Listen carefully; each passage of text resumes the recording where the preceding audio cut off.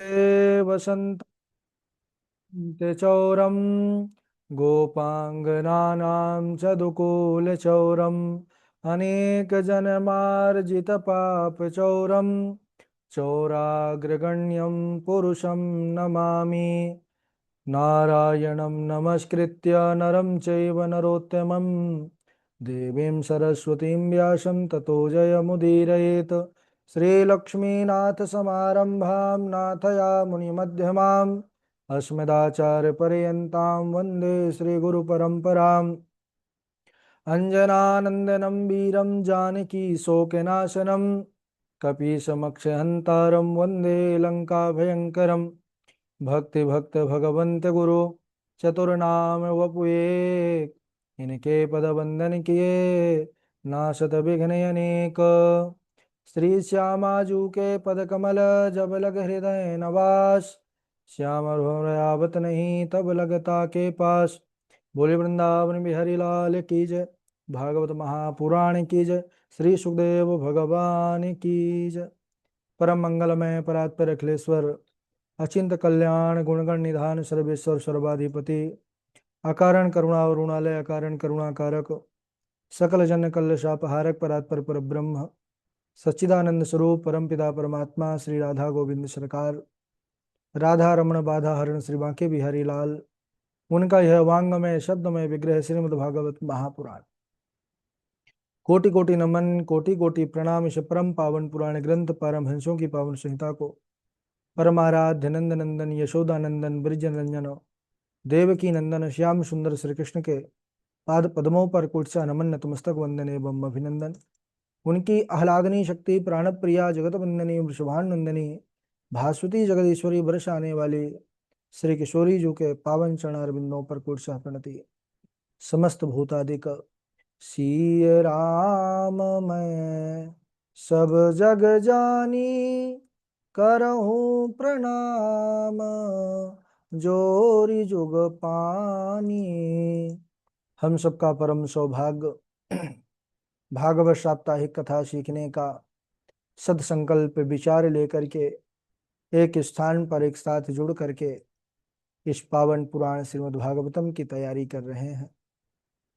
जीवन में ऐसा अवसर परमपिता परमात्मा की विशेष कृपा अनुकंपा के बाद प्राप्त होती है।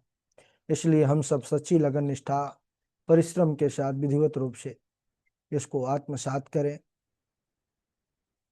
पूर्व दिवस पर हम सब बड़े ही सुंदर चरित्र पर बने हुए थे। पितामह भीष्म का वह पावन उपाख्यान, किस प्रकार से पितामह भीष्म ने भगवान कृष्ण के सम्मुख अपने प्राणों को भगवान के चरणों में विलीन कर दिया। देवता लोग जय जयकार करने लगे, स्तुति करने लगे, फूलों की वर्षा करने लगे, उत्सव मनाने लगे। सज्जनों, अगर भगवान का अनुग्रह हो जाता है तो फिर मृत्यु मृत्यु नहीं महोत्सव के रूप में परिणित हो जाती है।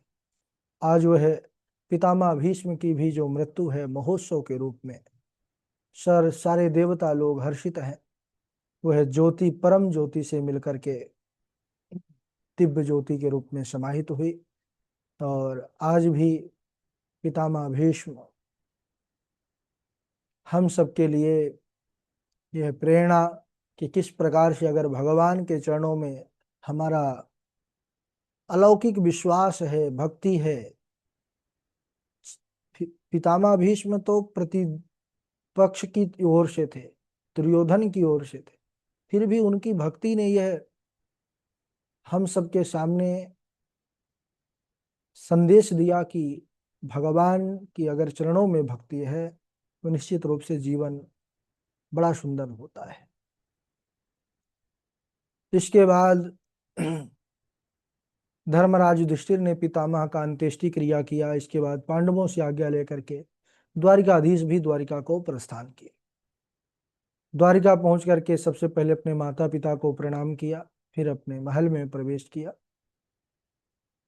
अश्वत्थाम्नोपसृष्टेन ब्रह्मशीर्षणोरुतेजसा उत्तराया हतो गर्भाई सेना जीवितः पुनः तस्य जन्म महाबुद्धे कर्माणि च महात्मनः निधनं च यथैवासीत् स प्रेत्य गतवान् यथा।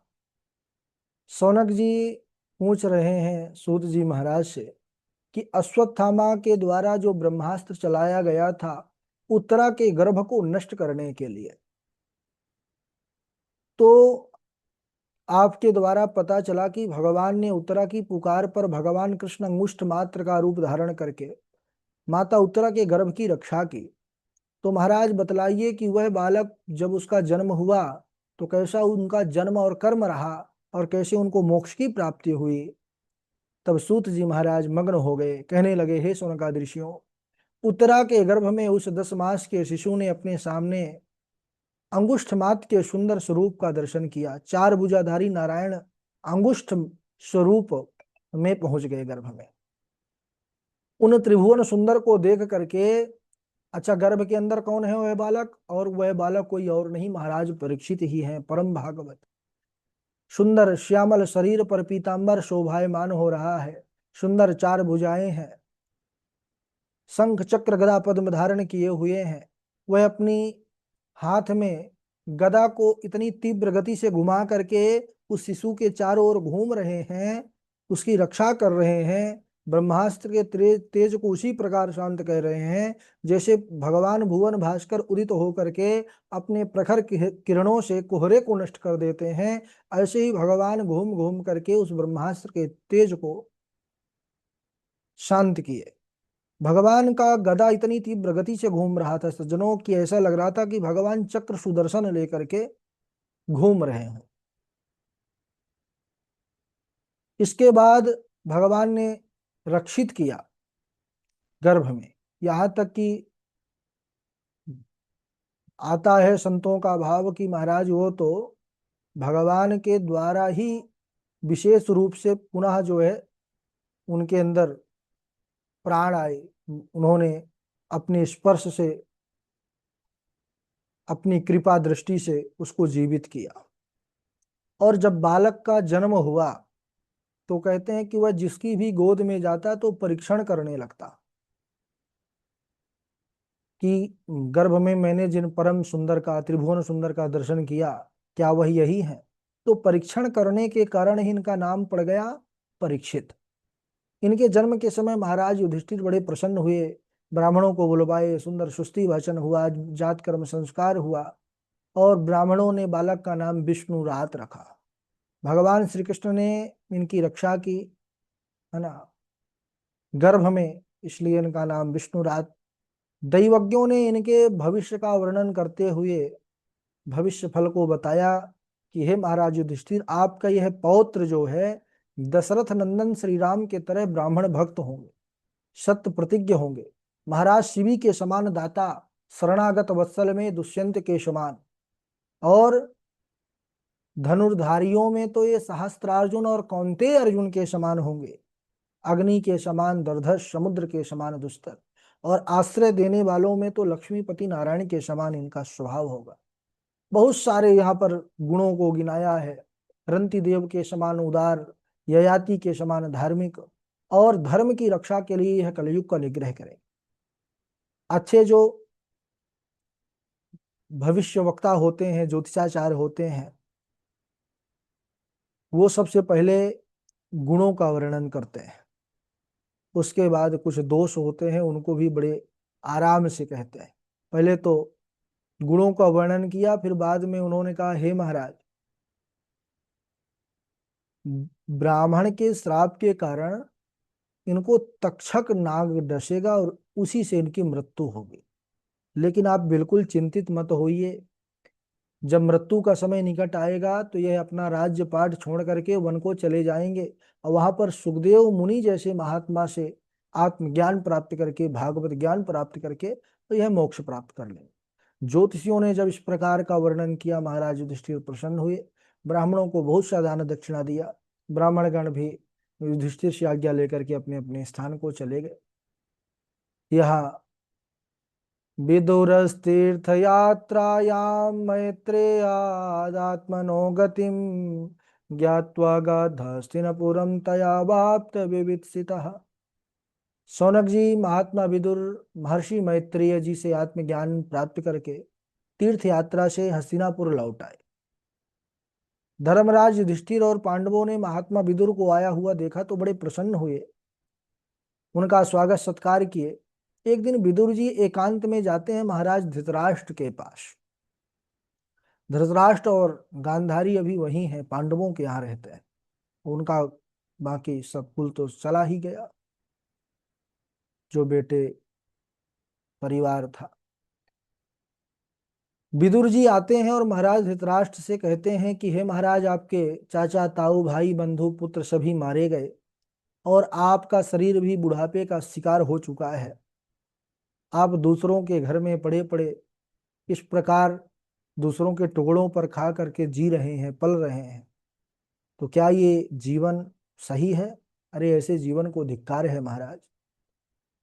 याद करिए, आपने जिन्हें अग्नि से जला करके मारने का प्रयास किया, विष दे करके मारने का प्रयास किया, जिनकी पत्नी को भरी सभा में अपमानित किया, जिनका राज धन सब कुछ आपने छीन लिया, उन्हीं के टुकड़ों पर आप पल रहे हैं। आपको लज्जा नहीं आ रही ऐसा जीवन जीने से? हे महाराज, आने वाला जो समय है बड़ा भयानक है, इसलिए आप मोह ममता का त्याग करो और उत्तर दिशा की यात्रा करो, अपने जीवन का उद्धार करो। विदुर जी की बात सुनकर के महाराज धृतराष्ट्र ने कहा, हे विदुर, तुम्हारा कहना ठीक है, लेकिन हम क्या करें?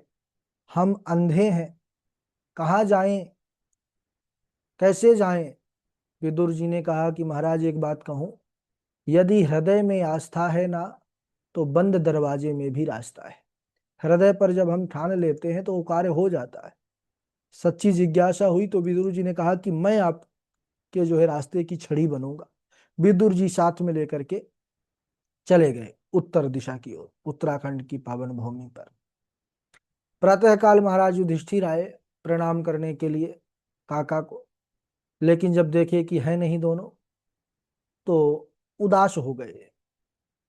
संजय से कहने लगे कि मैंने ऐसा कौन सा अपराध किया जो काका जी मुझे छोड़ करके चले गए। महाराज युधिष्ठिर बड़े दुखी थे। उसी समय देवर्षि नारद पधारे तुम्बरु ऋषि के साथ।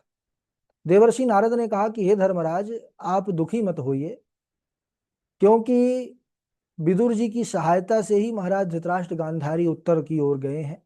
हिमालय के दक्षिण भाग में जहां गंगा जी सप्त ऋषियों के लिए अपने आप को 7 भागों में विभक्त कर ली है, ऐसे पावन पवित्र क्षेत्र में जाकर के सुंदर वह भजन कर रहे हैं, साधन कर रहे हैं, त्रिकाल स्नान करते हैं, अग्निहोत्र करते हैं, जिनके कारण उनकी उत्तेषणा, लोकेषणा, वित्तेषणा, इन तीनों प्रकार की इच्छाओं की निवृत्ति हो चुकी है।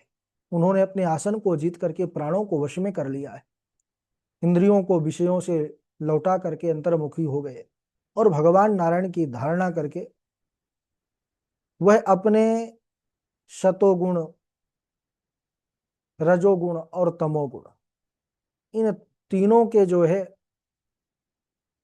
बंधन से मुक्त हो गए हैं और 5वें दिन ही उनका मोक्ष हो जाएगा। वह निर्वाण पद की प्राप्ति कर लेंगे, शरीर का त्याग करके वह ब्रह्म में विलीन हो जाएंगे। उनका शरीर जल करके भस्म हो जाएगा, पत्नी उनकी गांधारी सती हो जाएंगी। अब विदुर जी महाराज धृतराष्ट्र का मोक्ष देख करके तीर्थ यात्रा में फिर से चले जाए। देवर्षि नारद ने जब इस प्रकार का यह समाचार दिया तो जो युधिष्ठिर जी का शोक था वह दूर हुआ और वह नारद जी का पूजन किए। नारद जी नारायण नारायण का गान करते हुए आगे चले। इसके बाद द्वारिकाधीश जब गए थे तब अर्जुन भी चले गए थे, लेकिन अभी तक अर्जुन कई महीने व्यतीत हो गए, आए नहीं। महाराज युधिष्ठिर को अनेकों प्रकार के अपशगुन दिखाई दे रहे हैं। तो बड़ा सुंदर वृत्तांत है किस प्रकार से वह अर्जुन आते हैं और समाचार बतलाते हैं, उसको हम अगले दिवस आज यहीं तक। बोलिए श्री वृंदावन बिहारी लाल की जय। आइए बारी बारी से इस श्लोकों को सुनाइएगा। सबसे पहले हमारे झा जी हैं और झा जी के बाद श्रुति हैं, श्रुति जी के बाद रविशंकर त्रिपाठी जी हैं, शिवानी मिश्रा जी हैं, शुभम जी हैं, आकांक्षा शुक्ला जी हैं, उन्नति मिश्रा जी हैं और उन्नति जी के बाद लवकुश कुमार शुक्ला जी हैं, साध्वी नेहा जी हैं, निरंजन जी हैं, कमलेश पांडे जी हैं, पावनी जी हैं, सची तिवारी जी हैं, नेहा किशोरी जी हैं, सत्यम मिश्रा जी हैं, और रितु गोस्वामी जी हैं, निसर्ग पाठक जी हैं, वासवी शर्मा जी हैं, इष्टि हैं, मयूर हैं, निकिता हैं, अनुपम तिवारी जी हैं, रोशन जी हैं, रोशनी हैं, अदिति जी हैं, ठीक है, तृप्ति पांडे जी हैं, और सबका नाम तो ले ही चुके हैं, जिनका नाम नहीं लिए तो बाद में ले लेंगे। झा जी प्रारंभ करेंगे। झा जी जुड़े हुए हैं, आज नहीं जुड़े हुए हैं क्या? अच्छा, जुड़े। राधे राधे गुरु जी। राधे राधे झा जी, सुनाइए। यम मन्यसे मातुलेयम प्रियम मित्रम सुहृत्तमम आकरोह सचिवम दूतम सौहृदादत सारथिम सदेव देवो भगवान प्रतीक्षताम कलेवरम यावदिदं हिनोम्यहम् प्रसन्नः सारुणलोचनोल्लसन् मुखाम्बुजो ध्यानपथश्चतुर्भुजः इति मतिरूपकल्पिता वितृष्णा भगवती सात्वतपुङ्गवे विभुमनिम् स्वसुखमुपगते क्वचिदविहरतुं प्रकृतिमुपेयुषि यद्भव प्रवाह त्रिभुवनकमनं तमालवरणं रविकरगौरवराम्बरं दधाने वपुरलकुलावृताननाब्जं विजयसखेरतिरस्तु मे नवद्या स्वनिगममपहाय मतप्रतिज्ञा मृतमधिकर्तुमवप्लुतो रथस्थ धृतरथचरणोऽभ्ययाचलदगुर हरिरिवहन्तुमिभं गतोत्तरीय। राधे राधे गुरु जी। राधे राधे। चलिए श्रुति आप सुनाइए। राधे राधे गुरुजी। सुनाइए। न प्रणीतं न परप्रणीतं श्रुतो वदते स्तवेन्द्रशत्रु नैषरिकीयं मतिरस्य राजन् नियच्छ मन्युं कददास्ममानः मतिर्न कृष्णे परतः स्वतो वा मिथो विपद्येत गृहव्रतानां महीयशां पादरजोऽभिषेकं निष्किञ्चनानां न वृणीत यावत् यदि सर्वगतं विष्णुं मन्यमानो न पायिनम् इति तेनैव सत्येन जीवनं त्वेते पुरोहितः हांड जले जस लकड़ी केश जले जस घास सोने जैसी बुआ जल गई को न आयो पास। राधे राधे गुरुजी। राधे राधे। शुभम जी आप सुनाइए। शुभम राधे उपाध्याय जी। राधे गुरु जी। राधे राधे। यत् सदेव देवो भगवान् प्रतीक्षतां कलेवरं यावदिदं हिनोम्यहं प्रसन्नः सारुणलोचनो लसन् मुखाम्बुजो ध्यानपतश्चतुर्भुजम् इति मतिरूपकल्पिता वितृष्णा भगवती शाश्वतपुङ्गवे विभुम्नि स्वसुखमुपगते क्वचिद्विहर्तुं प्रकृतिमपेयुषि यद्भव प्रवाह त्रिभुवनकमनं तमालवर्णं रविकरगौरं राम्बरं दधाने वपुरलककुलावृताननाब्जं विजयसखेरतिरस्तु मेन्नवत्या यथा श्रीकेशखलेन देवकी कंसेन रुद्धाति चिरं सुचाटिता विमोचिताहं च सहात्मजा विभो त्वय्येव नाथेन मुहुर्विपत्गणात्। राधे राधे गुरु जी। राधे राधे। वासवी जी सुनाइए। गुरुजी राधे प्रणाम। हाँ। जो पे वीर पारथ को रथ न मिलाऊं धूरी, तो पे कुरुवंशिन को अंश ही न जानिए। जो पे मेरे बाण पांडवन के न भेदे प्राण, तो पे कही कायर प्रमाण ही बखानिय, जिनके रक्षक हैं घनश्याम उन्हें कोई मार नहीं सकता।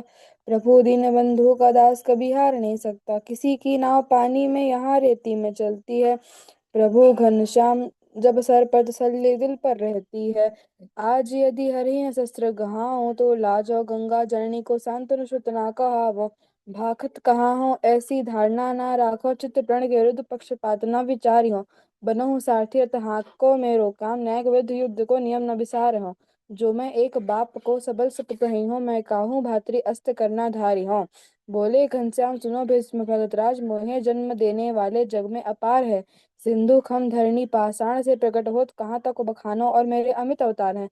को कहो बस देव देवकी को लाल हो, को कहे नंद यशोदा को कुमार हो। जाको एक बाप बचावे न जिराज सोई, मेरी कौन लाज मेरे बाप को हजार हैं। जी गुरु जी प्रणाम। चलिए कमलेश पांडे, ओ हाँ, कमलेश पांडे जी सुनाइए। और फिर शिवानी मिश्रा जी हैं, उन्नति जी हैं। कमलेश पांडे जी। राधे राधे गुरु जी। राधे राधे, सुनाइए।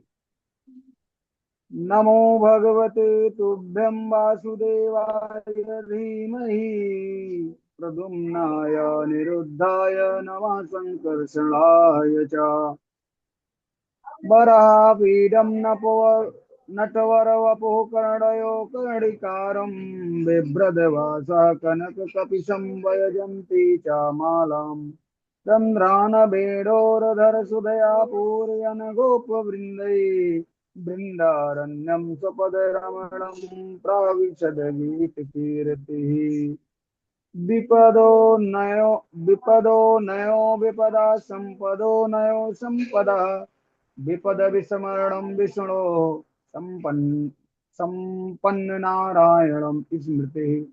राधे राधे गुरु जी। ना शिवानी मिश्रा जी, उन्नति जी, सत्यम मिश्रा जी। राधे राधे गुरु जी। राधे राधे। इतिमतिरूपकल्पिता वितृष्णा भगवती सात्वते पुङ्गवे विभूम्नि स्वसुखमुपगते क्वचिद् विहरितुं प्रकृतिमुपेयुषि यत्प्रवाहः। जिनके रक्षक हैं घनश्याम उन्हें कोई मार नहीं सकता। प्रभु दीन बंधु का दास कभी हार नहीं सकता। किसी की नाव पानी में यहाँ रेती में चलती है। प्रभु घनश्याम जब सर पर तसल्ली दिल पर रहती है। राधे राधे गुरु जी। ठीक है, उन्नति जी राधे सुनाएंगे, राधे फिर गुरु जी सत्यम प्रणाम। मिश्रा जी। हाँ, राधे राधे। भर्तो शोषणं स्त्रीणां परो धर्मो हैयमायया तद्बन्धूनां च कल्याण प्रजानां चानुशोषणम् दुःशीलो दुर्भगो वृद्धो जडोरोग्यधनोऽपि वा कतिश्रीभिर्नहातव्य लोकेऽप्य सुभिर्पातकी श्रवणात् दर्शनात् ध्यानान्मयि भावोऽनुकीर्तनात् न तथा सन्निकर्षेण प्रतियात् ततो गृहान्। राधे राधे गुरु जी प्रणाम। हाँ, सत्यम मिश्रा जी सुनाए। और अनुपम तिवारी जी हैं, सृष्टि हैं। सुनाइए भाई।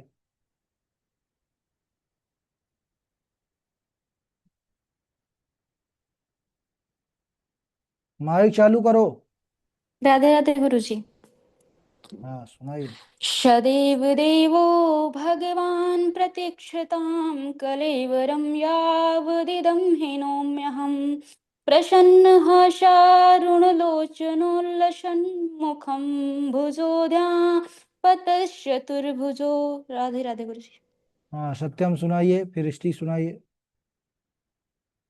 माइक चालू करो। राधे राधे गुरु जी। हाँ, राधे राधे। इतिमतिरूपकल्पिता वितृष्णा भगवती सात्वतपुङ्गवे विभूम्नि तव सुखमुपगते क्वचिद्गृहीतं प्रकृतिमुपेयुक्त यत्प्रभावा त्रिभुवनकमलं तमालवर्णं रविकरगौरवराम्बरदधाने वपुरलककुलाव्रतान् व्रतानिमाब्जं विजय सखेरतिरस्तु मे नवध्या।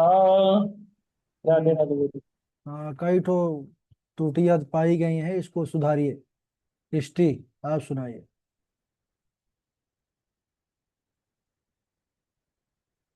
जय श्री राम जी। सीताराम। मैं निरे भागवत रूपम भाग